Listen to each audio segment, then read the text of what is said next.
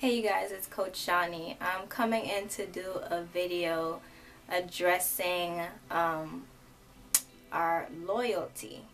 Now, this is something that I used to struggle with when I was younger and like pretty young in the faith. Like I was basically lukewarm. I was a lukewarm Christian.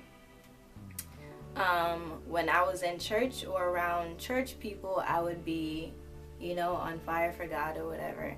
And then when I was at school or just around unbelievers in general, like I would just want to fit in with them. So I would, in a way, like deny Christ, and that's not okay. So I wanted to come and do a video reading some scriptures and just addressing that, and also talking about a blog that I wrote a while back that I want some of you guys to check out. Okay, so I'm reading James 4, and I'm reading verses 2, 3, and then I'm going to jump down to verse 8. So starting from verse 2, like the end of verse 2, it says, "You don't have what you want because you don't ask God for it. And even when you ask, you don't get it because your motives are all wrong.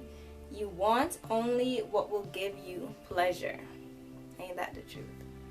Alright, so down to verse 8.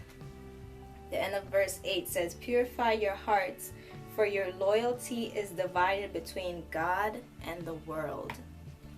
And that is definitely where I was. I was definitely divided between God and the world. I wanted to please God, but I wanted to please the people around me as well. And God is saying that it doesn't work like that. Like you have to choose. Is it me or the world? Me or the world? It can't be both. It can't be me on Sunday and then Monday through Saturday it's the world, and then you're back to me on Sunday. Like no. It don't work like that. So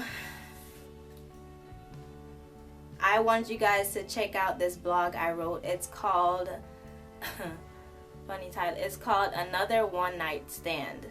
And I wrote this blog years ago, long time ago. It was like one of my first creative writing pieces that I actually put out for the public, and I put it on Facebook, and it got like a lot of reaction because people saw the title and they're like, "Whoa, what?" Until they read it and they understood. So it ties into this what I just read. So I will leave the link in the description box if you can. So just scroll down there and click on the link, and it will take you to the blog so you can read it and let me know what you think. So I want to read something from my study Bible, also addressing that, just our prayer life, just praying wrong, I would say, not having the right motives behind our prayer, just being like selfish with what we're asking God for. So it's addressing James 4 verses 2 and 3. So in my study Bible, it says, James mentions the most common problems in prayer: not asking, asking for the wrong things, asking for the wrong reasons. Do you talk to God at all? When you do, what do you talk about? Do you ask only to satisfy your desires? Do you seek God's approval for what you already plan to do?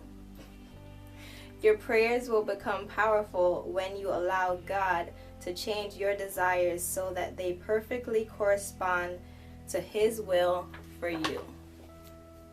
So basically what it's saying is you can't use God as this, like you have Him on a puppet string and you can just say certain words and He's just gonna do it because you asked. You can't pray and wow, I just lost what I was going to say. What was I going to say?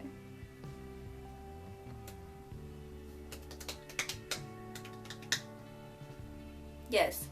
So your prayers have to be lined up with the will of God. Like I said, you have to have like a relationship with him. You can't just go to him once a week or once a month and say a few words and he's gonna jump to do it. He's not a genie. He's not your genie. He's not Santa Claus or anything like that. So I know a lot of people think, you know, I don't necessarily want to follow Jesus. I don't want to obey his commandments. I just want him to give me what I want when I want it. And that it don't work like that. Sorry. So check out my blog, another one night stand. I believe that's what it's called. And let me know either on this video or on the website coachshani.com. Let me know what you think about the piece. And I will see you in my next video. Bye.